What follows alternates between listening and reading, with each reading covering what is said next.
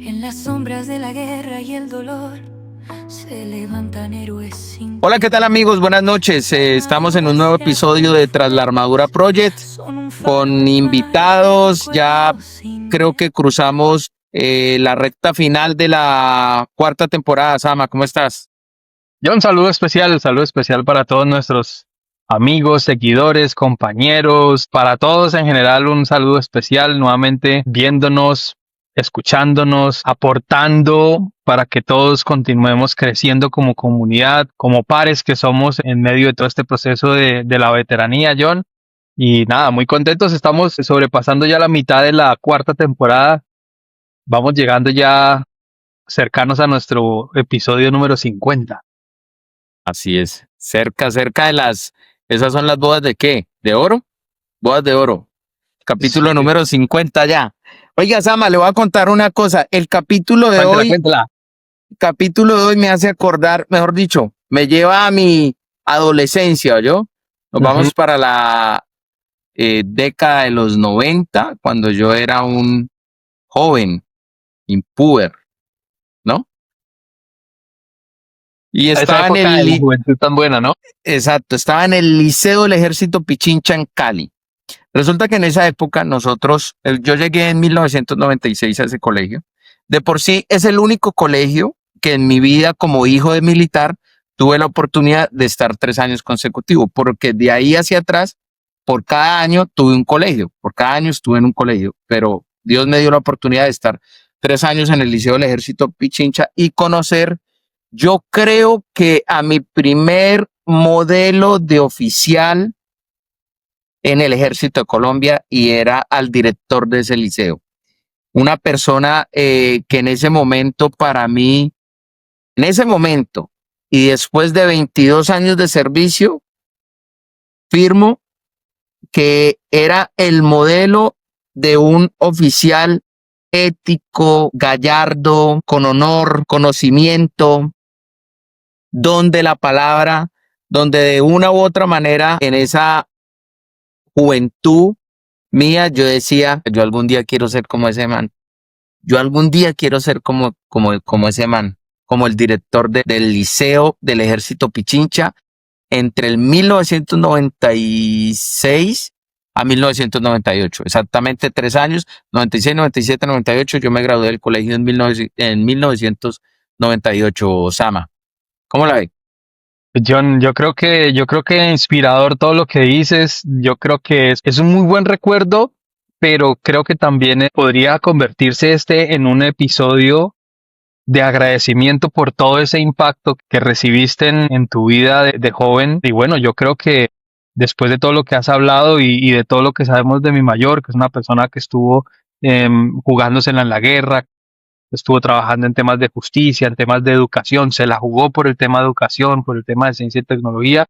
Pues nada, le damos un gran y respetuoso saludo a mi mayor Anselmo. Saludo especial, mi mayor, bienvenido a Tras la Armadura.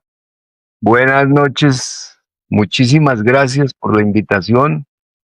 Realmente para mí es un honor y no son frases de cajón, sino nacidas del alma. Dar a Edwin hacer esa presentación me consterna. Le cuento que me hace, me hace sentir que me faltó mucho tiempo y de permanecer más dentro de la vida militar para haber incidido más en los jóvenes y en las personas y en nuestro pueblo para tener un país, realmente un país, una nación fuerte, una nación soberana, como siempre es una madre patria que nos representa. Me llenó de sentimiento esa presentación tan bonita. No, No, mi mi mayor, mayor, ni más faltaba. Y lo que yo le voy a decir una cosa, mi mayor, a usted no le faltó más tiempo, porque el tiempo que estuvo fue suficiente para por lo menos haber impactado en mí, que es solo una representación de, estoy seguro, de un universo de más personas que usted pudo impactar con su gallardía. Yo personalmente no tengo como otro adjetivo, sino un oficial siempre gallardo, impoluto. Y para mí es un absoluto placer tenerlo hoy acá en Tras la Armadura.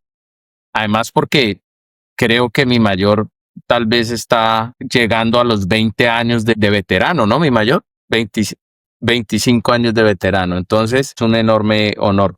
Mi mayor, ¿por qué no nos cuenta un poco de cómo fue su infancia, cómo fue esa época de ese Anselmo chiquitico que empezó a caminar en este mundo? Yo nací en un hogar eh, de dos personas muy especiales. Mi padre era una persona que había llegado a Bogotá a jugar fútbol. Llegó a jugar fútbol en Santa Fe en el año 44. Y mi madre era de un pueblito que se llamaba San Antonio de Tena, pero con su apellido Castañeda, más grande que la familia Castañeda, dicen en Antioquia, que también era de una familia antioqueña. Y mi padre tenía una memoria impresionante. A mí me impresionaba desde niño verlo cuando hacía cuentas de memoria y a las personas que tenía él, que trabajaban con él, que les prestaba en esa época plata, les prestaba un peso un día, un peso al otro día, o sea, durante toda la semana, y como les pagaban semanal, iban pasando las personas y mi papá le decía, a usted le presté un peso el martes, el jueves y otro peso el viernes, 3 pesos, entonces el sueldo suyo eran 7 pesos, tengo 4 pesos. Y así pasaban 164 personas y se acordaba de todos y cada uno de ellos cuánto le había prestado y sacaban, yo me acuerdo que estos sacaban su libretica y empezaban a mirar. Ellos ya notaban que el día tal les presté un peso. Sí, señor. No se equivocaba un trazo, le cuento. Yo chiquito, siendo un niñito, lo veía hacer eso y me impresionaba mucho. Impresionaba esa memoria tan. Mi papá se había educado con sacerdotes y sabía mucho latín. Él le preguntaba a uno a mi papá por la raíz de una palabra o cómo describía, y entonces él le decía a uno, la raíz es esto. Entonces yo por eso, durante toda mi vida, también obsculté siempre el latín, la etimología de la palabra, de dónde nace. He leído cualquier cantidad de libros sobre la historia de las palabras y la etimología de las palabras, del diccionario de construcción y régimen de Cuervo, de Caro y Cuervo, que es un diccionario maravilloso. Yo creo que todos los seres humanos que hablemos español lo debiéramos leer porque aprendemos del español todo lo que usted quiera y cómo se escribe y cómo se hace. Y ya mi mamá, que también una mujer maravillosa, leía mucho. Mi mamá leía el periódico, leía los libros, leía la Biblia en las tardes. Y uno le preguntaba algo a mi mamá y ella le contestaba con una sapiencia tremenda y le decía a uno, hay que estudiar. Estudie, mijo, estudie porque eso hay que estudiar. Me condenó a ser un eterno estudiante. Yo leía como enfermo, desde que me levantaba hasta que me acostaba. Yo le digo a la gente que yo tengo un ritmo de lectura de 70 páginas día. Esto es más o menos. Más jovencito, más niño, cuando leí, por ejemplo, 100 años de soledad, yo 100 años de soledad, que es una novelita que sale de 356 páginas, pues me la leí en 5 días. Ese era mi ritmo. Y eso me lo sembró mi mamá. Me gustaba mucho el fútbol por razones de mi padre. Leía todo lo que llegaba a mis manos. Salía a buscar los libritos de esos que le vendían a uno a 10 pesos, todos esos libros de marxismo. Y me formé con eso siempre hasta el cuarto bachillerato, que como les decía, me expulsaron de un colegio. Ahí llegó a mis manos el libro Mar y Satanás. Y me di cuenta, pues, por qué se dice que el comunismo es una secta materialista hegeliana y completamente atea. ¿Y cómo se combate eso? De una persona, un niño, cuando me fui a prestar servicio militar, es estando en el ejército, y entonces llegué al ejército. Y por eso siempre fui una persona que hablaba mucho de ese tema. Cuando nos daban a nosotros clases de ideologías políticas y el profesor se ponía a hablar de marxismo, tenía que tenerse muy duro conmigo porque tenía que saber hasta el nombre real de Carlos Marx. Carlos Marx se llamaba Kisele Mordecai. ¿Qué? El alias era Carlos Marx. De a ver por qué el materialismo histórico y el materialismo dialéctico. Entonces, en el materialismo dialéctico, la tesis, la antítesis y la síntesis, cuando usted llega al final de toda la evolución, o sea, de acuerdo a él, la evolución de la humanidad llegó hasta aquí. Y entonces le preguntaron, bueno, y entonces si evolucionó todo esto desde el comunismo primitivo hasta este parte del comunismo, como se concibe hoy, ¿por qué no evoluciona más? Entonces él dice, la comunidad viene hasta ahí, y entonces llega la síntesis suprema, comunidad de bienes y comunidad de personas.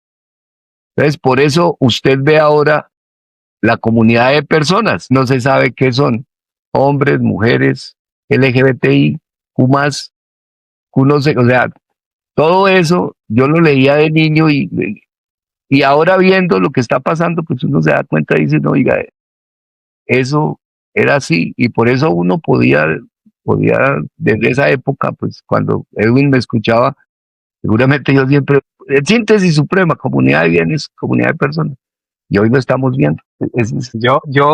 Yo creo que en últimas mi mayor el conocimiento, contra el conocimiento no pelea a nadie.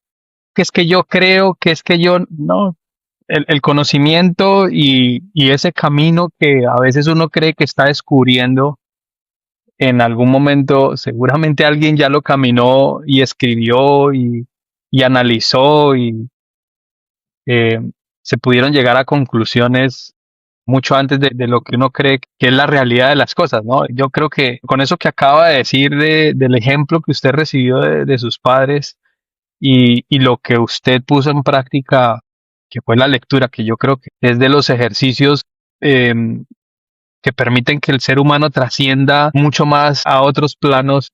Estoy seguro que eso fue lo que realmente lo llevó a impactar a personas como a John, que nos comentaba que mi mayor terminó siendo como un referente, como el primer referente básicamente de un militar íntegro. Y sobre eso quería hacerle la pregunta, porque mi mayor pues estuvo durante muchos escenarios, durante muchos años sirviendo en el ejército en diferentes cargos, en diferentes puestos, en muchas situaciones.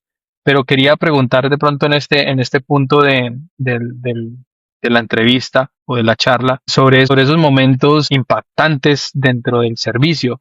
¿Tuvo usted algún momento que lo marcó, alguna situación especial, algún combate o algún momento fuerte dentro de su servicio? Seguramente hay muchos militares que tuvieron que vivir momentos históricos o hitos históricos dentro del país, dentro de las cosas, dentro de la historia del país. Mi mayor tuvo que vivir alguna situación de la que lo haya marcado en su carrera militar. Sí, recuerdo todo el enfrentamiento con el M-19 en el Cauca y en el Valle del Cauca. Eso eran los años 85, 86. Eh, Pizarro León Gómez, del Quindío. Y el enfrentamiento con ellos fue bastante fuerte y fue muy duro. Y ver lo que está en este momento pasándonos dentro de nuestro mismo gobierno. Era una cantidad de personas metidas en el M-19, drogadictas y homosexuales. El homosexualismo era impresionante y la drogadicción también era rampante. Y yo veía eso y en los combates que teníamos, nosotros llegamos a tener 30 y yo, en la contraguerrilla que andaba, llegamos a tener 35 jóvenes de M-19 que se desertaban y se entregaban al ejército. Y yo hablaba con ellos, yo les dedicaba mucho tiempo a hablar y escribir lo que me contaban. Y, por ejemplo, a los muchachos que violaron, que les hacían una cantidad de vejámenes y los acostumbraban a fumar marihuana o bazuco para que entraran en combate y entraran con el mayor ímpetu, o sea, que no tuvieran miedo. Eso me impactó muchísimo y sobre todo reafirmaba todo lo que había leído anteriormente de la exposición del ser humano y la comunidad de bienes y comunidad de personas. Era como coger y reafirmar lo que había estudiado, verlo en la práctica, dentro de un grupo de bandoleros que fue el MI. Oiga, se me olvidó decirle mi mayor, lo que pasa es que le tengo un cariño muy importante, pero voy a decirle a Anselmo. Pero dos preguntas, Perfecto, me parece mejor que me digan Selma. dos preguntas Yo para le no digo a la pasarlas gente que no me diga mi mayor, que me diga mi amor. por dos preguntas. La primera, ¿cómo se da, en qué año se da el ingreso a la escuela militar y de pronto cuál era el entorno en ese momento, el entorno de país, el ambiente de país cuando tú entras a la escuela militar, en qué año, cómo se da esa formación? Porque de todas maneras era una escuela militar diferente, ¿no? Claramente era diferente. Creo que en esa época era donde habían unas personas que les decían ovejos Los y bueno, había grobejos, los sí, macabros. los Había sido soldado, era macabro. Ok, eso, ¿por qué no nos cuentas un poquito de eso? Y la segunda pregunta que claramente no puedo dejar pasar por alto es, en ese proceso de ser director del Liceo Pichincha, ¿con qué te quedaste para el resto de tu vida? Porque yo pienso que es una experiencia, particularmente hablando, a mí me encanta la docencia, tuve la oportunidad de dictar clases en maestrías y en doctorados, pero a mí me parece que tener contacto con esa comunidad en un colegio era como más bonito porque es como libros en blanco. Al fin y al cabo, cuando uno dicta en otros estadios de la educación, encuentra uno ya con paradigmas más sólidos, más, si me hago entender, más Claro que difíciles de derrumbar. Entonces, dos cositas, Anselmo, por favor. en cuanto al momento del país, pues en los años 78, 79, 80, 81, 82, el presidente es el doctor Vaya Ayala. Él tiene su estatuto de la seguridad, como lo llamaron en su momento. Yo entro a la escuela en el año 80, ¿cierto? Pues nos agregan a un curso del, del año 79, o sea, no permanecemos sino un añito larguito, un año algo de escuela, pues que éramos soldados y ascendemos y en el año 81, en diciembre del 81, está terminando el periodo de Turbaya Ayala y su estatuto de seguridad, se presentó el robo de las armas. El país estaba en una convulsión muy importante por cuanto pues estaba entrando con mucha rigurosidad el M. Aquí para entender esa situación, pues el M-19 es un grupo que nace de una cantidad de jóvenes que no eran unos jóvenes cualquiera. Por ejemplo, Pizarro era hijo de un almirante, la mamá era familiar o sobrina del general Matamoros da Costa, o sea que las Pizarro son parientes de Gustavo Matamoros y de Gustavo Matamoros Camacho y eran familiares de Gustavo Matamoros, que era el papá de Matamoros Camacho. Y llega a la presidencia de la República Belisario Betancur Cuartas. Belisario era un señor que había sido 5 veces candidato a la presidencia, no había ganado, ganó la 5ª vez. Se había presentado no solamente como candidato del Partido Conservador, sino en otros partidos y demás. Y fue el primer colombiano que tradujo los versos de Mao Zedong del inglés al español. O sea, él tenía una tendencia de izquierda bastante marcada, y bastante marcada desde su tío, que había sido obispo y era seguidor de la teología de la liberación. La teología de la liberación nace con el marxismo, entonces llega a la presidencia Belisario Betancur y el país empieza a dar un giro hacia la izquierda. Por eso es que si Petro dice ahora que es el primer presidente de izquierda, eso no es verdad. Más de izquierda era Belisario Betancur. y el país tiene una transformación. En ese tiempo yo ascendí, ya era oficial. Tuvimos una época muy dura, supremamente dura, porque no había ni plata para la gasolina de los carros, había que caminar un solo, un solo helicóptero para abastecer una cantidad de gente. A veces tenía uno que esperar hasta 15 días que le llegara el abastecimiento y, y uno en las áreas haciendo fuerza para que de pronto le llegara la comida. Le tiraban a uno la comida a veces desde bien arriba y caía.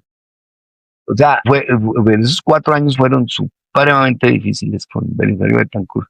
Ese era el escenario y estaba, o sea, había evolucionado y lo que se tenía proyectado era que el Partido Comunista y a través de las FARC y demás se iba a tomar el poder. Se hace el proceso de paz que hace Belisario Betancur y nace la UP. Ya pues la historia muestra todo lo que ha pasado con respecto a eso y la evolución que ha tenido hasta llegar hoy a lo que tenemos hoy en el país. Esa es en cuanto al escenario del país. En cuanto a lo de la escuela militar, hombre, claro, la disciplina era muy rigurosa, pero a mí me encantaba y me gustó muchísimo, por ejemplo, estudiar ideologías políticas, porque pues era algo que yo había estudiado mucho durante mi época de estudiante de bachillerato y aportarle a mis compañeros. A veces a los profesores corregirles incluso cosas de lo que nos estaban tratando de enseñar, de ideologías políticas y demás. Por ejemplo, un sacerdote que nos dio alguna vez algunas enseñanzas de marxismo-leninismo, y él en un escrito escribía el soldado de la subversión, y yo le decía, no, los de la subversión no son soldados, o son delincuentes políticos o son bandidos, pero soldados no le puede usted dar ese calificativo porque la palabra soldado quiere decir cuidar y el marxismo-leninismo no cuida nada, es cuidar la patria, eso significa soldado, cuidar. Y entonces le corregía eso y entonces me decía, ¿y por qué? Entonces le explicaba todo el origen de la palabra. Quedaban en una sola pieza. Entonces eso pues me marcaba, incluso a mí me pusieron en un apodo que me decían el cura, porque hablaba mucho de latín y de eso, entonces la noche de Raco parece un cura. Sí, Y el lo dejaron con escenario, la chapa. pues sí, a veces me decían mis compañeros, no fue como muy acentuado, pero sí me llamaban y me decían así. Esa época de la escuela es muy, muy bonita, ¿no? Es una época de irreverencia dentro de la preparación para el servicio. Y en ese servicio, mi mayor, podría hacernos lógicamente que tantos años al servicio del ejército es difícilmente uno los puede condensar en una sola charla, pero sí podría decirnos o no, nos podría comentar cuáles fueron esos cargos que más le impactaron, que más fueron de relevancia para usted durante su servicio. Sí, yo creo que de subteniente, pues siempre fui comandante pelotón. Me gustó muchísimo y más me gustaba enseñar, porque a mí me gustaba, toda la vida siempre me gustó la docencia, desde cuando estudiaba en bachillerato yo les daba clase a mis compañeros de quinto bachillerato. Yo hice quinto y sexto, ustedes hicieron décimo y 11. Yo siempre digo que como todo sube, pues el quinto subió a décimo y el sexto subió a 11. Entonces, yo les daba clase a mis compañeros, a mis amigos. Yo desarrollé los 381 problemas que tiene la álgebra de Baldor. Por eso cuando la gente dice, tengo un problema, le digo, problemas tiene la álgebra de Baldor que tiene 381. Uno con un problema y asustado, la álgebra de Baldor tiene 381. Yo creo que yo hice eso por ahí unas 6 o 7 veces, todos los problemas de la álgebra de Baldor, y pues, química, física. A mí me exoneraban de los exámenes, de esos, porque imagínense. Entonces, las épocas siempre me gustaba enseñar. Y entonces cuando de subteniente a los suboficiales les enseñaba, por ejemplo, quién escribió el himno al ejército, que eso generalmente nadie le presta atención, quién hizo la letra, y por qué escribieron, por qué el himno al ejército tiene 11 estrofas, todos esos detallitos que son insignificantes. Entonces a mí me gustó mucho la época de subteniente y ser comandante de pelotón y de contraguerrillas después cuando llegué al batallón Bomboná.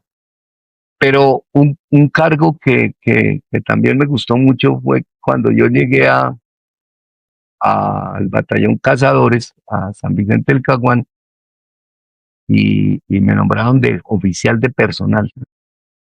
Y Muy movido.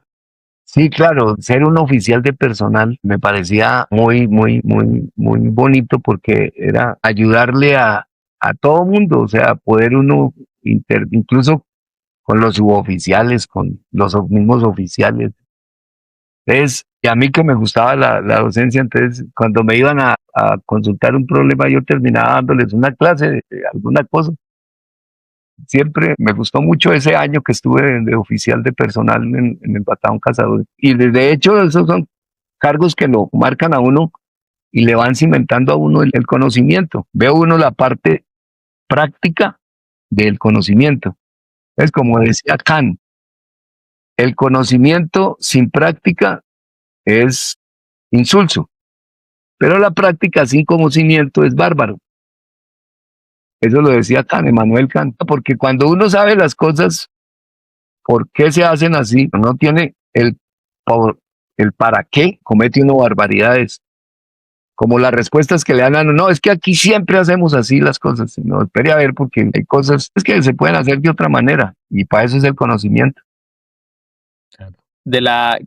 ¿Con qué te quedaste después del cargo de ser director del Liceo Pichincha? La educación, o sea, fue la reafirmación de que uno a través de la educación puede hacer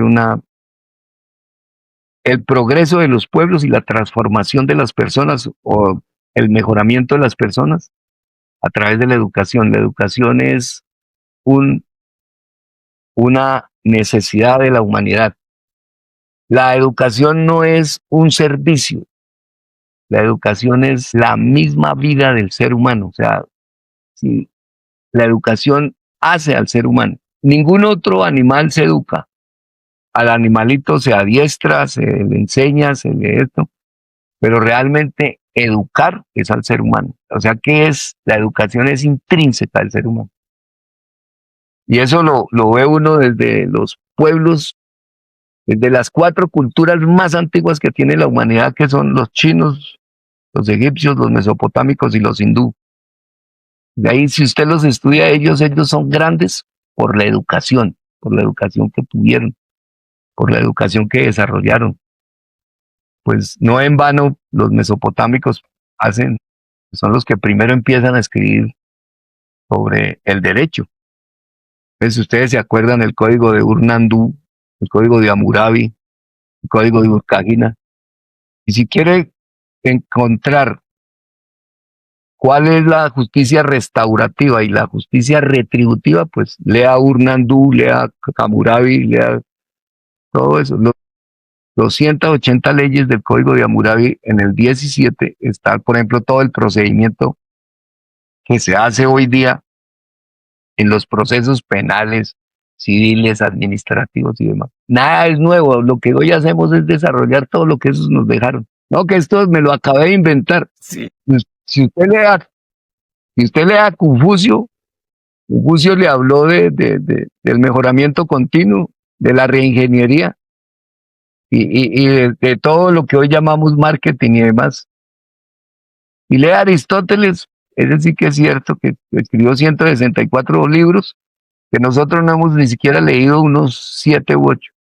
No hemos estudiado los 164 que han escrito. De Aristóteles casi no escapa a nada, porque si uno dice de naturaleza, de Aristóteles. De la vida de los animales, de Aristóteles. Cuando habla de la intención, de la preintención y de todo. Entonces, nada es nuevo. Ya está consignado. Va. Así como le dicen en el ejército, no, todo está escrito. Pues sí, todo está escrito. Todo está escrito, sí.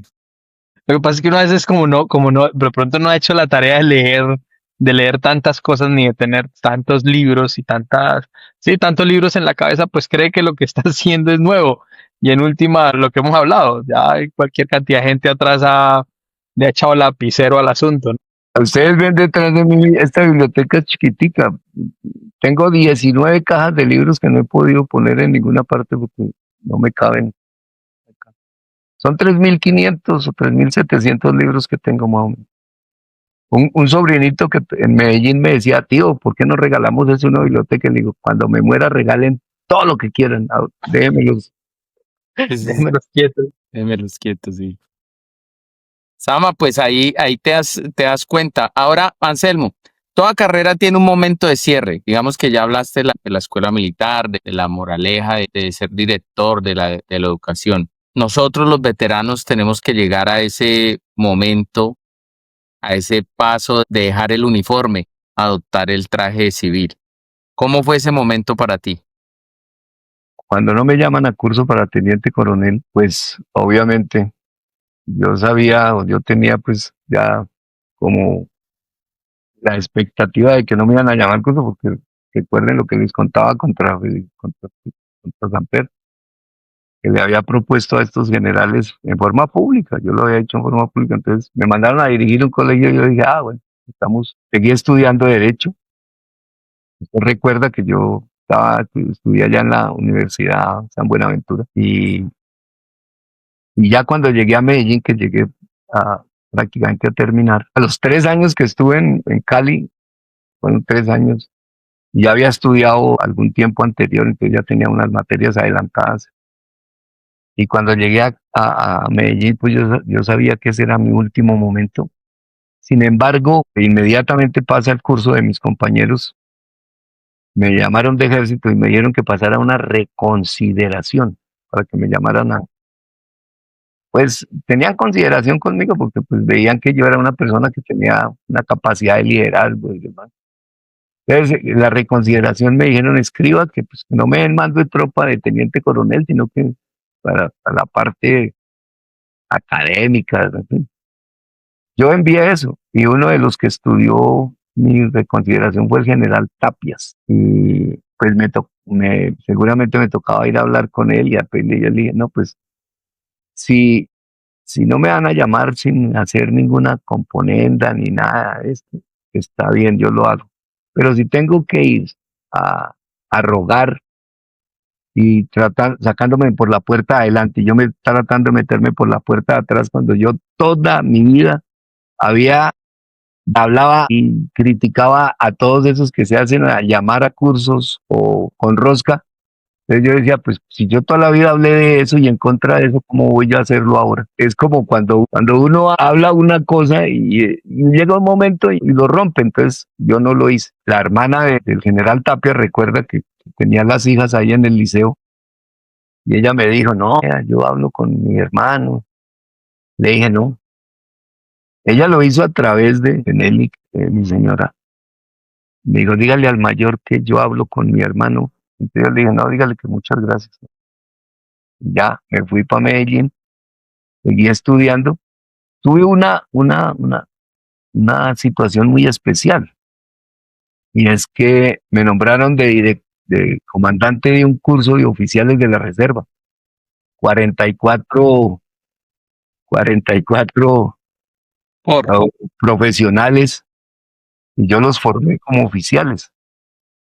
Entonces ellos me decían, yo sí todo el tiempo estaba, todo el sábado, igual que con ellos el sábado estaba muy pendiente y les daba todas las materias teóricas, se las dictaba yo, el ejército, conocimiento del ejército, valores y virtudes militares, y en todas esas materias les hablaba de todo esto que hemos hablado hoy. Entonces, hizo curso, en ese curso estuvo Iván Darío Agudelo. Al finalizar el curso, de ellos ascender a tenientes, y yo ese año salgo de la brigada. Entonces me invitó a dar clase en la universidad, porque me había preguntado qué iba a hacer. Yo le dije, pues voy a dar clase en la universidad. Me gustaría dar clase en una universidad. Y me llevó a la Universidad de Medellín a dictar clase. Obviamente llegué allá y me pusieron a dictar una clase que a mí me encantó mucho, porque los abogados connotados no les gusta dictarla, que es sociología jurídica, porque dicen que eso es de relleno. Yo a los estudiantes les decía, vea, esta clase es de relleno. No les dé pena cuando me vean a mí por los pasillos y me van a venir. Ahí viene el profesor Anselmo, que viene, es una clase de relleno, porque esto nos rellena de seres humanos. Porque yo les preguntaba, les decía, todos los días nosotros vemos los carros Mazda. ¿Quién se ha preguntado qué significa Mazda? Todos se quedaban mirando. Mazda significa sabiduría. Recuerden el mazdeísmo de Zaratustra, la sabiduría de Zaratustra. ¿Y qué significa Hyundai, por ejemplo? Maravilla, ¿sí? Bueno, les decía, bueno, pero un abogado, ¿para qué necesita saber eso? Entonces, ¿por qué? ¿Por qué necesita saberlo? Porque si les llega un proceso de una razón social, pues para demostrar que no se copiaron del otro nombre, hasta el significado del nombre, que lo tienen en cuenta, le toca argumentar eso para defender que no fue copiado o que sí fue copiado, bueno, en fin, dependiendo la orilla donde esté, si está defendiendo que es una copia o está defendiendo que no es una copia. Entonces, por ejemplo, Toyota, la palabra Toyota tiene un significado muy bonito, que es campo de arroz fértil. Bueno, ¿qué significa cultura? Todos los días utilizamos la palabra cultura. Y uno mira, cultura, rasgos y característicos aprendidos. Por eso la agricultura la aprendió el ser humano. Campo, cultura, rasgos y característicos, aprendió a cultivar el campo. Entonces les decía, y no le pongan mucho cuidado a esta clase para que cuando ustedes sean abogados y les llegue un proceso de alguna cosa de esas, pues me buscan a mí que yo se los llevo. Por eso esta clase es de relleno y la dicté durante 8 años. También estuve después en la escuela de criminalística, dictando pruebas penales. Entonces ahí estudiaba mucho, me gustó mucho la grafología. Cuando usted hace su firma hacia arriba, ¿qué significa? Cuando la hace hacia abajo, cuando va y vuelve y los arreboles, es cuando es histórico, que se regresa, todas esas cosas.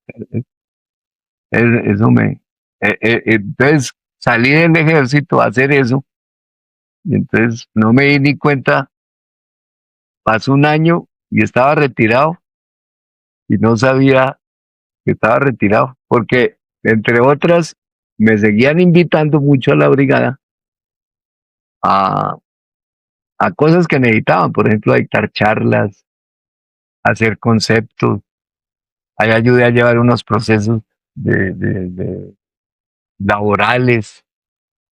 En fin, pasó un año y no me daba ni cuenta. Me daba cuenta que estaba retirado porque me vestía de civil todos los días, pero seguía interaccionando y vivíamos muy cerca de la brigada, entonces yo iba cada rato, o sea, yo entraba a la brigada todavía como si estuviera activo. Eso me ayudó muchísimo a no caer de pronto en la depresión o esto, estar distraído completamente, seguir interaccionando con la gente.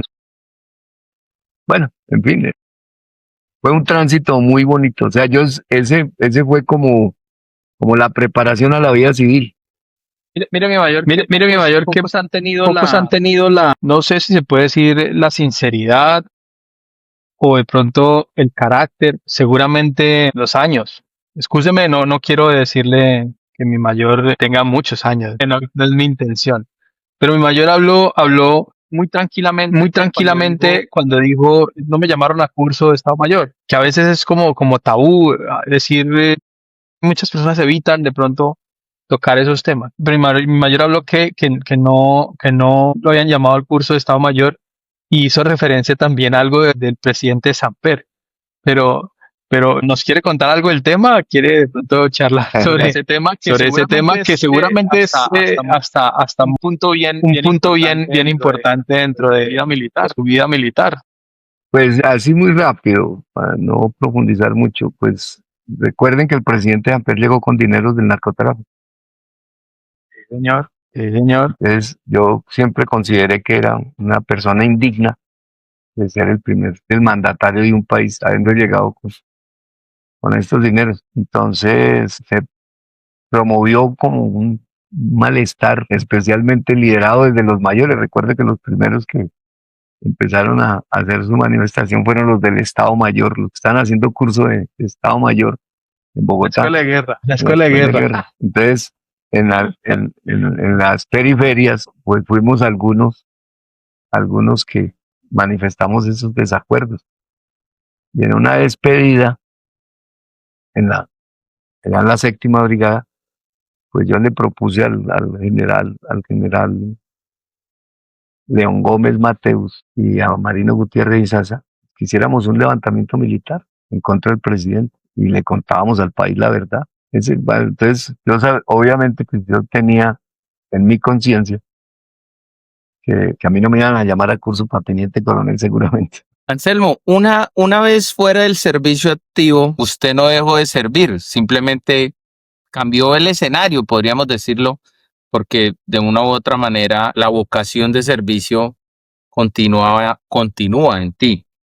¿Cómo llegaste al Congreso de la República? Como les contaba, en el curso de oficiales de la reserva, profesionales de la reserva, conocí al doctor Iván Darío Agurel y él me invitó primero a dar clase y después estando dando clase y allá en la universidad que hablábamos tanto y yo dictaba esa materia de sociología jurídica, pues yo siempre terminaba también diciéndoles y a los estudiantes allá muchas cosas de las mismas que pues, les hablaba a ustedes, de la vida, cómo nace la norma, el hecho social.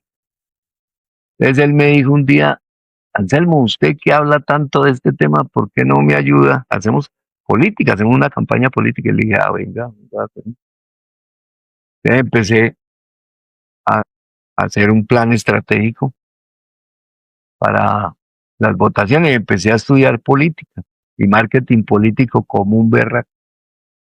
Hice un planeamiento estratégico de una campaña y yo la segmenté en 5 elementos debe tener una campaña: el candidato, la campaña, el entorno, el plan estratégico de comunicaciones y la financiación. Entonces, ¿de qué habla el candidato?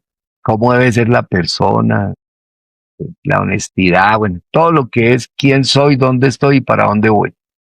Es el ser humano y es la humanidad. Las 3 preguntas que nos hacen. La campaña, pues es absolutamente todo, no solamente las normas, sino todo lo que se desarrolla, los equipos, los líderes, el líder del barrio, el líder. Y eso también lo había leído mucho por ejemplo, en la Revolución Cubana, cómo manejaban la cuadra, cómo manejaban la manzana, el líder de cuadra, el líder de manzana. Yo decía, eso es lo que hay que hacer en política, tener un líder en una cuadra, un líder en una manzana, el líder en el barrio, el líder en la localidad, o sea, los varios barrios, el líder regional cuando es municipal, y le incrementaba una cosa que era igual que en el ejército, el que maneja personal, el que maneja inteligencia, el que opera, el que hace, el que tiene y el que sirve. El ser, el servir, el hacer, el tener y el servicio, que es la trayectoria del ser humano. En nosotros, por eso la oficina de personal es el S1, porque es el ser, la persona. El 2 es inteligencia, es el conocimiento. El 3 es el hacer, son las operaciones. El 4 es el tener y el 5 es el servir. El ser, conocer, hacer, tener y servir. Eso le puse yo a la campaña. Claro. Y en el objetivo general que nos fijamos, que le fijé objetivo general, tener la votación más alta en Antioquia para la Asamblea Departamental. Ese objetivo lo cumplimos en la segunda campaña para Cámara de Representantes. En la primera campaña que hicimos ocupamos el 5º puesto y entraron 5. En la campaña para Cámara de Representantes entraron 5 representantes de los 17 que van por Antioquia y nosotros ocupamos el 4º puesto. Y en la segunda campaña para Cámara de Representantes fuimos la votación más alta en Antioquia, 43,000 votos. Cumplimos el objetivo que nos trazamos desde el primer día que hablamos en un aula de la Escuela de Criminalística, porque allá fue donde hicimos la primera reunión, así tal cual. Lástima que no he encontrado esos papeles, que tengo tantos papeles, como le digo, tengo 19 cajas guardadas. Pero ahí está ese planeamiento que yo hice para esas campañas. Y así llegaste al Entonces, Congreso. bueno, O sea, en entonces ese camino. llegamos a la Asamblea Departamental. Él estuvo 19 meses, anunció para ser candidato a la Cámara, salimos elegidos a la Cámara. Y entonces el tipo me dijo, no, pues hermano, camine para Bogotá conmigo. ¿A quién más? Entonces arrancamos y allá llegamos y empezamos. Entonces nos metimos en la comisión de la comisión sexta, que es la comisión de educación. Hicimos todo en educación. Llegamos a ser un referente en educación. Los periodistas decían, oiga, necesitamos un congresista que nos hable de educación. Hablen con Iván Darío Agudelo, que es el que sabe. A mí me invitaban a una buena cantidad de eventos. Hicimos 29 audiencias públicas para hacer el Ministerio de Ciencia, Tecnología e Innovación. Nos volvimos un referente en ese tema, en Bogotá, en el Congreso. Así llegamos allá y permanecimos todo el tiempo. Mi mayor, yo quisiera de pronto pasar al escenario del ser humano, que es un escenario que a veces no se trata mucho en estos temas de la transformación. Lo hemos ido hablando con nuestros veteranos, lo hemos ido compartiendo entre nosotros, y son esos procesos de cuando uno se quita el uniforme. Entiendo por lo que nos ha dicho mi mayor que es clave y lo hemos compartido con el resto de veteranos, que cuando el veterano deja el uniforme, inmediatamente tiene un nuevo escenario en el que la mente está ocupada. Seguramente no hay sensaciones de pérdida o no hay sensaciones de dolor o no hay momentos de ansiedad o de pensar qué era yo y qué estoy haciendo ahora. Quería preguntarle, mi mayor en algún momento tuvo de pronto alguna de esas sensaciones que yo he comentado anteriormente, y si de pronto tuvo algunas sensaciones o algunos sentimientos de la pérdida, de haber dejado atrás la armadura y tal. La familia, en el caso de mi mayor, jugó un papel preponderante en esa transición, o su gusto por la lectura le ayudó. ¿Fue eso lo que le ayudó a continuar? Si de pronto tuvo algún tipo de sensación o de sentimiento, o básicamente mi mayor simplemente hizo el switch y continuó con su vida. No, yo creo que fue muy importante porque yo salí de la brigada el día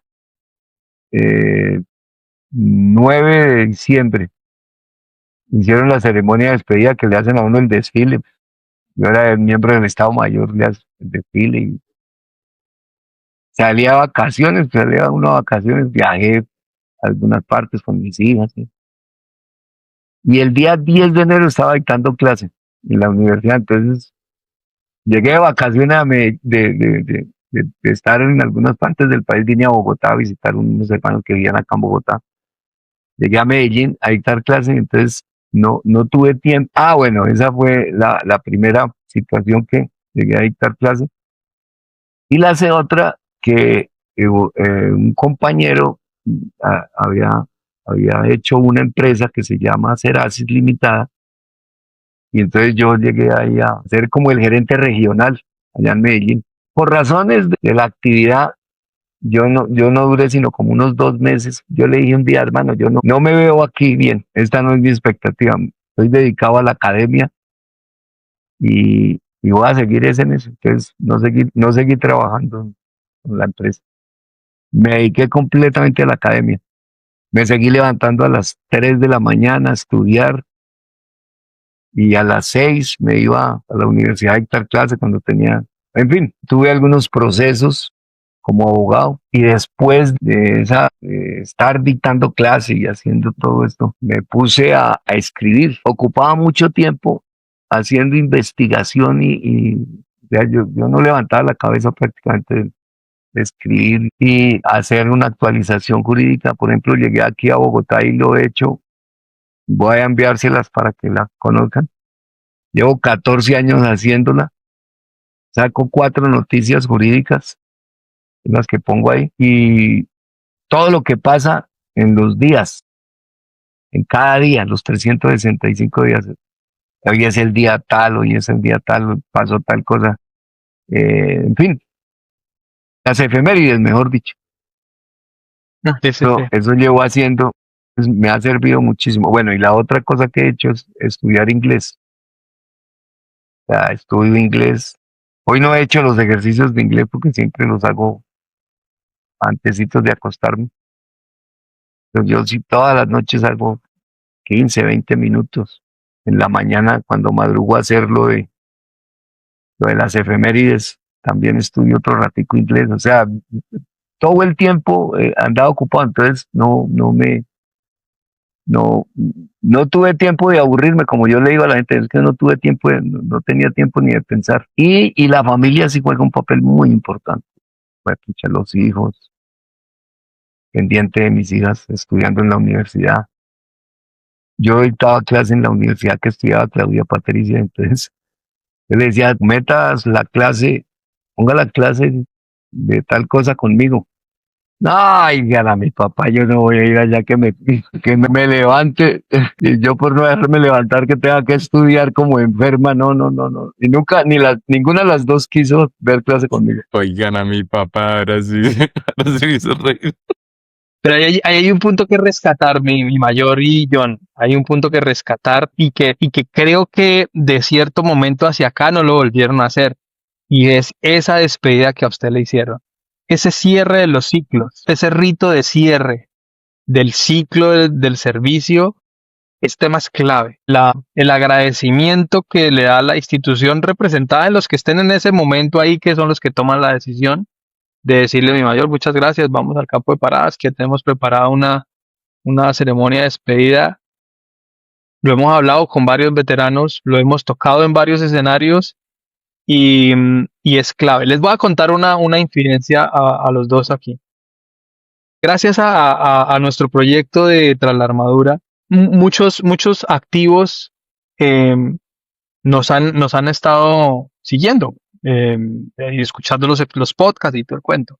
Y me llama un día un mayor y bueno, nos saludamos y todo el asunto. Y le digo, ¿qué hubo? ¿Cómo va el asunto? ¿Cómo va el trabajo y tal? Y me dice, no, pues aquí esperando que me llegue el retiro. Y le dije, pero bueno, ¿y cuál es la situación? No, que la promoción de nosotros nos llamaron a curso el año pasado en agosto. Eso fue este año como en febrero, que estuvimos charlando con él. No, la promoción mía la llamaron a curso el año pasado en agosto. Y bueno, yo no salí en los seleccionados para entrar a hacer el curso de Estado Mayor. Entonces, pues esperando aquí el retiro, a ver qué decisión toman. Pero ando pensando mucho, ando una cosa y la otra. ¿Qué le dije yo? Basado en lo que hemos hablado acá y lo que acaba de contar también mi mayor. Le dije, si usted tiene la oportunidad y usted está en un estado mayor, hace parte de un estado mayor, busque la forma de que se genere ese cierre de su carrera, de su servicio, no sé si es una ceremonia, si es una parada, bueno, cualquier actividad, pero que realmente se haga el evento en el que se haga el cierre.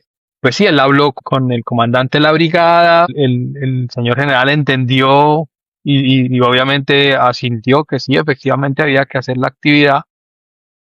Les hicieron una misa ese día en la mañana, luego les hicieron una reunión en el casino y luego fueron al campo de paradas y hicieron allí una pequeña ceremonia, una pequeña parada militar en donde ellos y sus familias fueron el centro de la actividad y se hizo ese cierre, ese ciclo y entonces por cosas de las ocupaciones tanto de él como las de uno, pues no habíamos vuelto a hablar y hace 15, 20 días charlamos y le dije, cuénteme qué pasó, cómo la situación.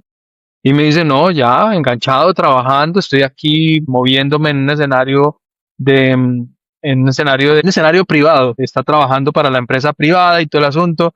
Y le dije, bueno, ¿cómo le fue? No, ya le mando las fotos de la ceremonia. Eso que acaba de decir mayor, que lo refrenda. Eso que lo aprendimos nosotros aquí en Tras la Armadura y lo hemos ido hablando con nuestros compañeros veteranos. Ojalá haya algún tomador de decisiones viendo o escuchando este episodio y escuche que a mi mayor Anselmo en su momento, en los 90, le hicieron una despedida en el campo de paradas. Ese es un cierre, un rito, un ritual así como el ritual de juramento de banderas cuando entra el ser humano al servicio de la patria en el ejército, asimismo se debe hacer ese ritual de decirle gracias por el X cantidad de tiempo que sirvió y ya puede continuar con su vida. Es un tema clave. Escúcheme que me haya extendido un poco mi mayor y John, pero quería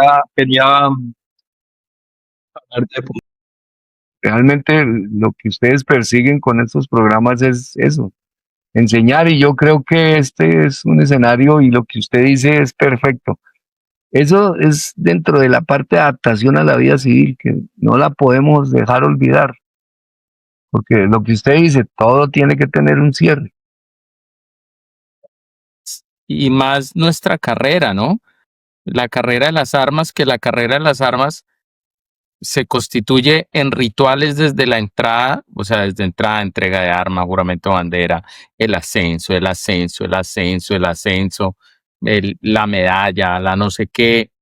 Y un día le abren la puerta a usted, que nos han contado aquí, está usted afuera y nadie le dio gracias ni nadie, usted, ¿cómo así? ¿Qué pasó? ¿No? Entonces, mire, de pronto eso, de pronto en la historia de Anselmo también fue determinante que tuvo la oportunidad de que le hicieran un cierre que nos narró hace un momento. Anselmo, nos contaste que, claro, que te dedicaste a escribir, eres autor de un libro, eres coautor de otro, llevas 14 años haciendo las efemérides que tenemos que verlas, no tenemos que chequearlas, sino queremos ser eh, partícipes de ese ejercicio que estás haciendo. Y es una manera de servir, y claramente es una mente que no se detiene. ¿Has pensado en cuál es la huella que quieres dejar? Y yo siempre pienso en eso, es dejar por lo menos una enseñanza que hay que estudiar siempre, en toda la vida. La educación es un proceso que no se termina nunca, porque es que la educación, lo que les decía, es parte del ser humano.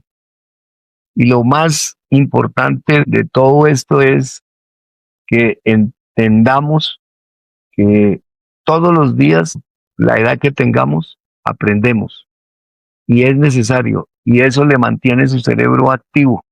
Yo estudio inglés y estudio todo eso porque eso le aleja a uno el Alzheimer de su cerebro. Esa es como la primera situación. La otra es que si queremos interpretar lo que nos está pasando en el presente, tenemos que estudiar el pasado. Cuando sabemos el pasado, interpretamos el presente y podemos prever el futuro. Podemos decir, eso es lo que decía Edwin. Yo no sé cómo en el año 96 nos hablaba de esto que está pasando ahora. Muy fácil, es mirar todo lo que le ha pasado a la humanidad, lo que ha vivido otros países, lo que han vivido otras culturas, y traerla a estos momentos. ¿En qué momento estamos en nuestro país en este? Antes nos va a pasar esto. Que los seres humanos somos hasta cíclicos. Recuerde, siempre hay un tipo que los guerreros son los que ponen el pecho para la formación de las comunidades. Después vienen los intelectuales, pero después de los intelectuales llegan los logreros, todos estos arribistas. Y después de haber pasado esas tres y haberse descompuesto tanto con esos logreros, esos arribistas y esos demagogos, vuelven y tienen que surgir los guerreros para volver a reconstruir todo lo que se dejó dañar. Entonces, ese es el ciclo. Y eso lo ve uno en todos los imperios. Ustedes leen a Judas Spengler en la decadencia de Occidente, encontrarán por qué caen los imperios. Ahí se da uno cuenta. Él saca unas cosas que son supremamente dicientes: la pérdida del respeto por lo trascendente, o sea, la pérdida del respeto por Dios, la pérdida de respeto por los padres, de los padres a los hijos y de los hijos a los padres, el decaimiento de la vigorosidad del ser humano. sea, ser hombres y ser mujeres. Dios nos creó hombres y mujeres. Eso hace que haya una descristalización del ser humano impresionante. No queriendo decir que las personas que tienen una elección sexual, que eso es diferente, son cosas que no se pueden, uno no las debe ni tocar, y además eso es de la intimidad del ser humano. O sea, pero cuando trasciende a lo público es cuando empieza a hacer daño.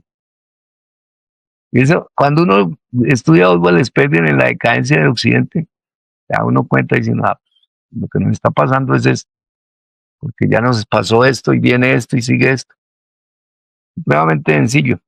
Hay un autor muy leído en México que se llama Salvador Borrego. No sé si de pronto ustedes lo han leído. Pues es un mexicano que escribe bastante sobre la política y la política mundial y el relacionamiento y todo. Y en ese libro de Rota Mundial no, hace el análisis de la Segunda Guerra Mundial y dice, no, pues sí, listo, derrotaron a Hitler, pero realmente el que derrotaron fue al mundo, porque no solamente Hitler pues tenía esos ámbitos de España, sino los, los rusos, cuando llegan a Alad Blomberg, que es la fábrica de municiones y todos los recursos que producían los alemanes, al 5 días antes de que llegaran ellos en el año 44, 45, y se tomaran esta planta de producción, que fue una ciudad que hicieron los alemanes dentro de la selva. Alcanzaron a llevarse una cantidad de secretos de desarrollo tecnológico de la guerra, armas, municiones y demás. Y eso nunca lo hicieron revelaciones, y no que se llevaron esa tecnología para utilizarla ellos. Y de hecho la utiliza después Stalin. Recuerden que José Stalin significa hombre de acero, ¿no? El nombre de él era Yosif Vissarionovich Jugasvili Nadjenase, el nombre real de él. José Stalin es hombre de acero, entonces es una cosa. Toda esa simbología que usted decía de las fuerzas militares, mire cómo se refleja también en los alias y demás que tomaban esas personas. Hombre de acero. Hizo 70 millones de muertos. De eso no se habla, y no lo habla la gente, ni los progresistas, ni nadie habla de eso. Pero realmente toda esa tecnología que se llevaron de los alemanes le dieron fue una utilización en contra de los mismos rusos y del mundo entero, la dictadura del proletariado, entre otras. Recuérdenla, porque el marxismo es ateo, ¿no? En la cuarta, el Programa Internacional Socialista dice: no más redentores supremos, ni César, ni burgués, ni Dios. Nosotros mismos haremos nuestra propia redención. ¿Quién es nosotros mismos? La dictadura del proletariado. Entonces, todo eso lo entiende uno cuando uno hace una configuración de todas estas cosas. Entonces, esa es la línea tuya, es dejar un legado a través del conocimiento. De través de la educación, conocimiento, estudiar, no perder tiempo, descansar poco, trabajar mucho. Va a descansar la eternidad, porque muerto va a estar el resto de la eternidad. Vivo no va a estar sino años. Poquito tiempo, sí. Para levantarse a las 3 de la mañana, mi mayor, ¿a qué hora se acuesta usted? A las 9:30, 10. Claro, hay que tener unos ciclos de descanso, y hay que contar, claro, con esos horarios preestablecidos, porque si yo me voy a levantar a las 3 de la mañana, tengo que estar fresquito para empezar, por ejemplo, en el caso suyo, a Claro. leer, a tener conciencia de lo que estoy leyendo, a poder analizar. Finalmente, el hábito que he adquirido durante todos estos años es de admirar, ¿no? Es de admirar. A propósito de eso, mi mayor, y en este punto de la entrevista, yo tengo que agradecerle porque hemos recibido muchísima información. Yo trato de leer, ¿no? Ahorita le estaba contando yo, me estoy leyendo un libro de Sven Hansen que se llama Camaradas del Frente. Digamos que él escribe su novela bélica, siendo un soldado alemán, contando sus historias dentro del escenario de la Segunda Guerra Mundial. Yo hice una crónica de guerra pero en este momento estoy escribiendo una novela bélica también. Yo leo esos referentes que es bueno leerlos para uno también tener esa tendencia de cómo otros que ya caminaron esa ruta de ese tipo de literatura, y cómo lo hicieron. En este punto quisiera preguntarle qué recomendación le puede dejar, aparte de todas, ¿no? De todas las que ya, de todas las que ya hemos hablado, a un militar que en este momento esté a punto de tomar la decisión de retirarse o que está en la época, en la época en la que uno está tomando decisiones de irse a un nuevo escenario de vida. Qué le podría recomendar en ese proceso de transición a ese militar activo que está a puertas de pasar a la veteranía? El grado depende mucho del momento de su retiro, ¿cierto? Si es un oficial de grado teniente, capitán, que todavía son, es que no de capitán, todos, Ujú. yo si quiere pasar al retiro, se quiere retirar porque está cansado, bueno, por múltiples razones, que inmediatamente salga, lo que tiene que ponerse es a estudiar, a prepararse, porque le tiene que entrar al mercado laboral, estudiar una carrera adicional. Pero ya, por ejemplo, si es un mayor o de ahí para arriba, pues que está uno por los 40 años y un mayor pues ya transita una cantidad de cosas y tiene una experiencia, yo le recomendaría a esa persona hacer un año sabático, no, o sea, no estar en trabajar o en estudiar una especialización, que se especialice en algo para que sea competitivo en el mercado laboral. Como, pues, afortunadamente el grado militar de aparte de capitán tiene validez de la universidad o de grados universitarios, hacer una especialización para que fácilmente entre al mercado laboral, porque pues si uno escribe en la hoja de vida, no, que yo soy lancero paracaidista en el mercado laboral, ¿dónde lo ponen? Ahora las competencias son, ¿cuáles son las competencias? No, que sepa sistemas, que sepa esto, y entre otras muchas, por ejemplo, una persona de grado mayor que salga y haga una especialización en este mismo momento en ciberseguridad, va a ser una persona muy apetecida en el mercado.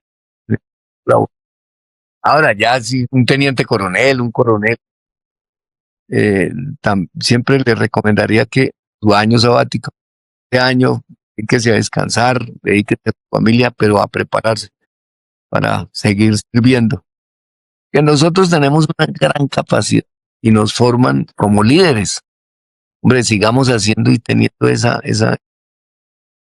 capacidad de liderazgo que realmente la comunidad necesita líderes en todo momento y en todas las circunstancias. Hacer, no dejar perder formación tan enorme que recibimos en la vida militar. El militar es una persona que en el desarrollo de su carrera aprender de todo, porque cuando usted llega a una base tiene que saber de construcciones porque le ponen a hacer ranchos. Entonces ahí sí como decía el padre Monseñor Ariel Gutiérrez, ¿cuántos pisos quiere que sea su vida? Eso mismo refleja uno cuando llega y hace esos ranchos en las bases, pero usted alguna vez va a esas bases de unos oficiales que son inteligentes y encuentra unas bases bien hechas de cuántos pisos que sea subido, o sea, hasta en eso se refleja la personalidad que uno tiene. A mí, por ejemplo, me gustaba hacer, cuando hacía los campamentos, los vivat, no hacerlos como generalmente hacían por escuadras, sino hacer una cruz. Y eso desde el aire, cuando yo, por ejemplo, me montaba en el helicóptero y veía el vivat, esa cruz se veía muy bonita. Y era muy diciente en eso, porque yo sacaba mi rosario, que lo cargo siempre, y rezaba el rosario con los octavos, que eso le da a uno la fuerza espiritual para no solamente soportar lo duro, las faenas duras de la vida, que también le deja a uno muchas enseñanzas. El rosario es un cúmulo de enseñanzas, es una corona de rosas que uno todos los días para ponérsela en la sien a la Virgen y esto lo mantiene a uno vigoroso. Lo mantiene espiritualmente fuerte. Anselmo, en el cierre siempre preguntamos, hacemos una pregunta pues muy personal, por llamarlo de alguna manera, y pedimos un par de recomendaciones. Las recomendaciones son un libro que le puedas recomendar a no solo a los veteranos, sino a todas las personas que ven el programa o que tú creas que a través de ese libro hay un aporte significativo para la vida. Una canción ¿cuál es la canción que tú te puedes montar en el carro y ponerle play o cuando la escuchas dice, hombre, qué buena canción? Y por último ¿quién es hoy Anselmo Escobar Castañeda? Claro que sí. Un libro. Un libro yo le recomendaría a todos, del grado que retiren, de mayor, de capitán, de teniente, de general. Sun Tzu, el arte de la guerra. Pero si ya no soy militar, no, es que el arte de la guerra es más para los que estamos afuera que para los que están en la misma vida. En la vida militar hay que leerlo, yo lo he leído por ahí 10 veces. Pero en la vida civil, ¿por qué? Porque uno aprende en Sun Tzu que una pelea que uno no ve que no puede ganar, no la dé. Hay los momentos adecuados para dar las peleas. Que uno tiene que ser cerebral que visceral. Que le toca a uno reflexionar en cada instante sobre todo lo que usted tiene a su alrededor, que sería en la guerra, los apoyos logísticos, su seguridad. Eso le enseña Sun Tzu. Al militar, muy adecuado en su momento. Que le enseña a reflexionar. Y mire usted y yo lo digo por mi propio ejemplo, de pronto la guerra que traté de dar en su momento contra el doctor Samper, no era el momento de dar la pelea porque en ese momento era muy chiquito, no tenía fuerza, o sea, no era el momento de la pelea. Entonces, esa gran enseñanza me quedó. Entonces, recomendar ese libro para él. Y otro libro que también tenemos que leer muchos es La decadencia de Occidente, les digo, de Walt Spengler. Libro, son 2 tomos, pero es muy diciente. Es el análisis de todos los imperios, cómo surgen y cómo caen. Una canción. Yo en cuarto de bachillerato, cuando vuelvo y arranco nuevamente, pues me echaron de un cuarto de bachillerato y después, cuando volví a hacerlo, el profesor de inglés que tuve, pues enseñó una canción que es chiquitita, pero en inglés. A mí me encanta y sobre todo el mensaje que tiene y que le enseña a uno que uno canta chiquitita, chiquitita, dime por qué no, chiquitita, tell me what room, no son solo. Eso me gusta escucharla mucho, esa canción. ¿Y quién soy hoy día? Hombre, yo a veces digo, ya en este momento, una persona que no duerme como debieran estar durmiendo todas las personas. Duermo en los momentos que puedo. Me gusta hacer la siesta, pero siempre levantarme a las 3 de la mañana, estudiar y hacer la tarea.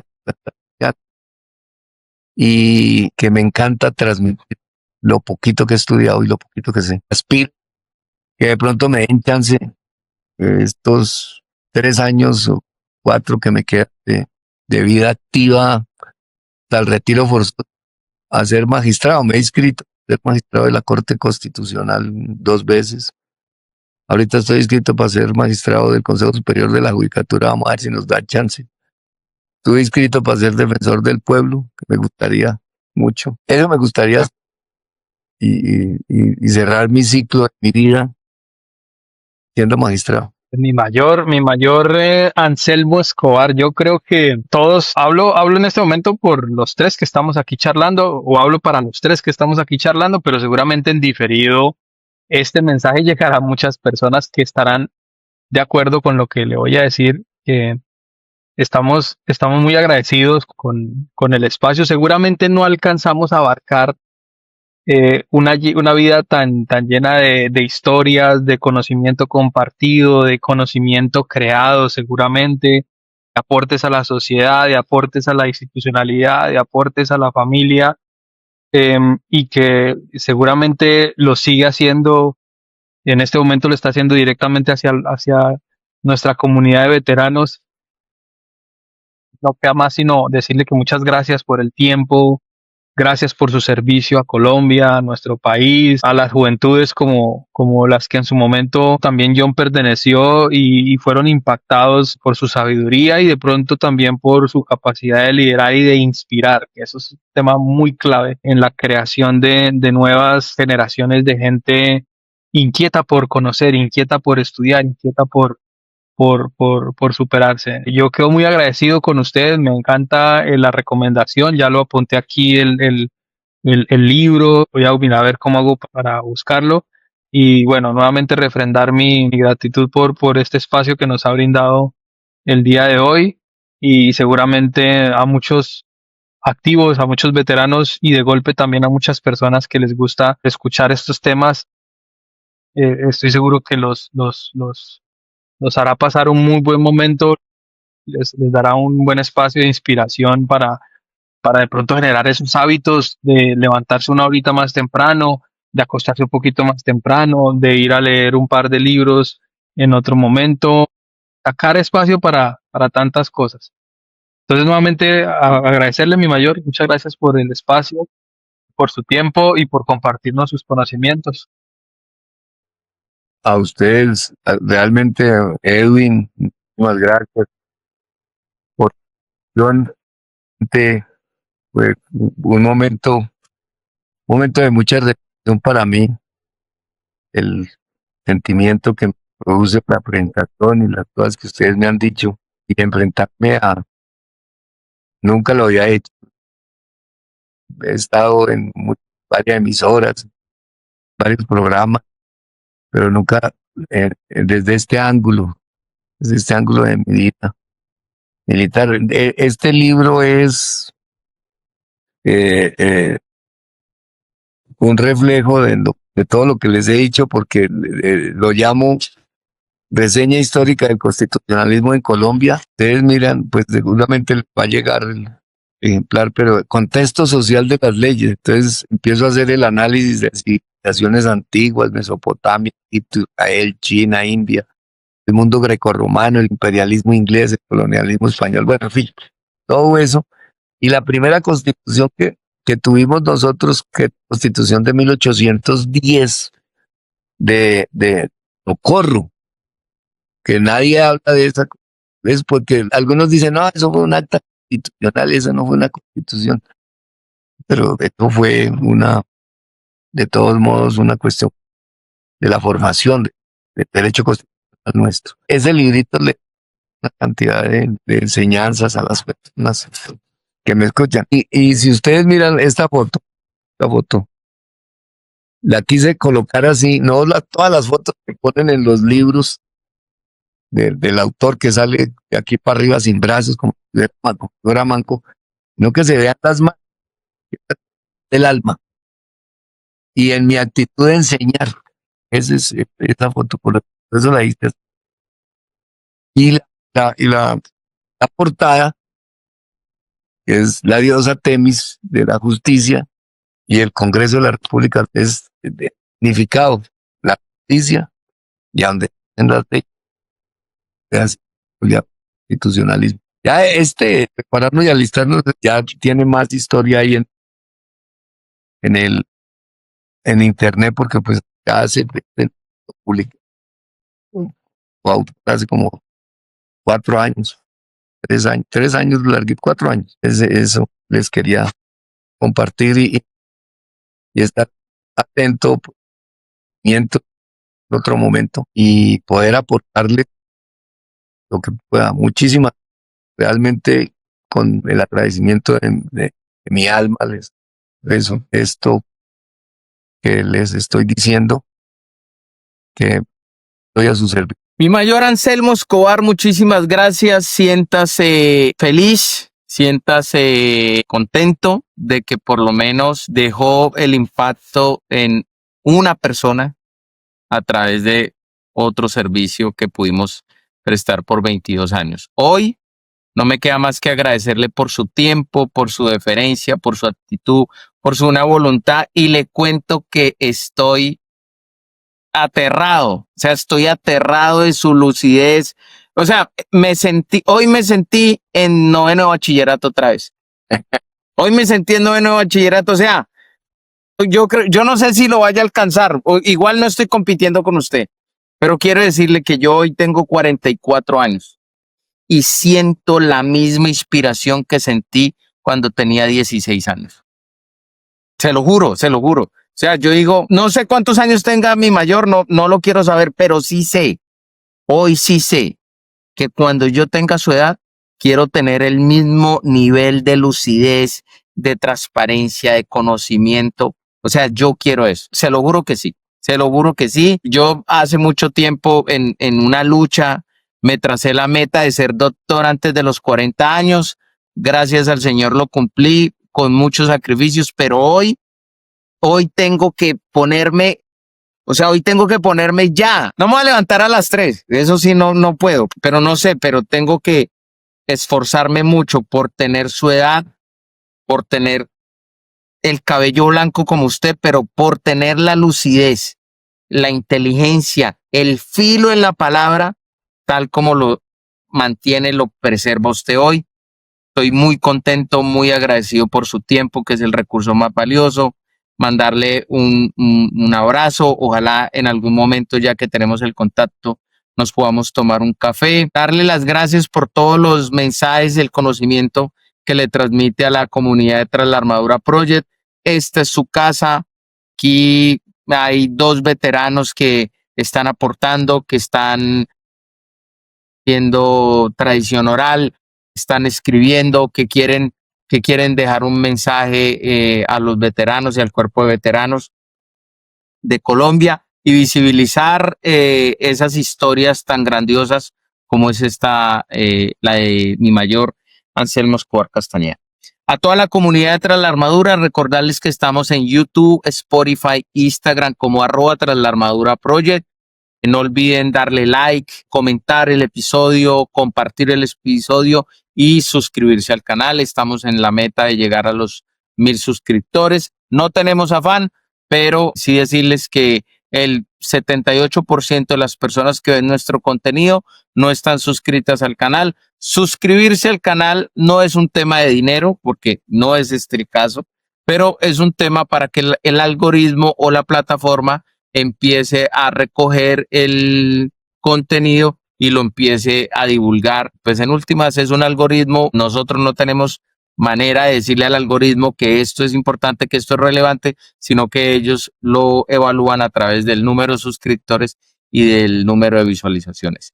A mi gran amigo Samael, decirle que nos vemos en un próximo episodio. A mi mayor Anselmo Escobar, desearle la salud, prosperidad, lucidez, que no la necesita, pero le deseo mucha lucidez más, y decirles que un gran abrazo a toda la audiencia, desearles un feliz día sin importar el día que sea y decirles que nos vemos en el próximo episodio. Chao mi mayor, chao Samael, cuídense mucho, un abrazo Chao para mi todos. mayor, chao John. Chao, muchas gracias, que estén bien. Son un faro en mares de recuerdos sin